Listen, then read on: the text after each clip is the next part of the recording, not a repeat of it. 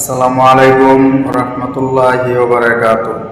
আজকে একটা নিউজ দেখলাম যে জামাতের আমিরে কি বললেন প্রবাসী ভাইদেরকে নিয়ে। তিনি বলছেন যে কোনো প্রবাসী ভাই যদি প্রবাসে মৃত্যুবরণ করে তাদের লাশ ফ্রিতে বাংলাদেশে নিয়ে আনার ব্যবস্থা করবে, তাদের পরিবারের কাছে পৌঁছিয়ে দেবে। জামাতের আমিরকে অসংখ্য ধন্যবাদ এই মূল্যবান কথাটি বলার জন্য। কোনো নেতা, কোনো সরকার এই উদ্যোগ নেয় নাই এখন পর্যন্ত।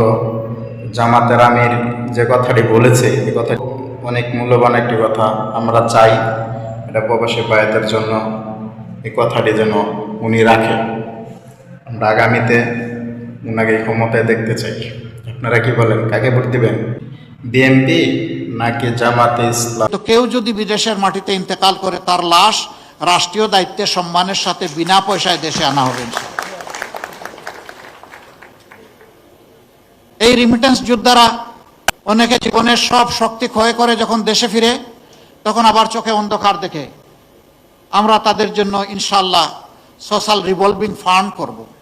একসময় সে কিছু কিছু কন্ট্রিবিউট করবে, পরবর্তী পর্যায়ে সমপরিমাণ সরকার থেকে কন্ট্রিবিউট করে সে যখন অবসর জীবনে চলে আসবে তখন তার হাতে ইনশাল্লাহ আমরা একটা কাজ, একটা কিছু তুলে দেব। তাহলে হতাশার অভিশাপ তাকে পাবে না ইনশাল্লাহ।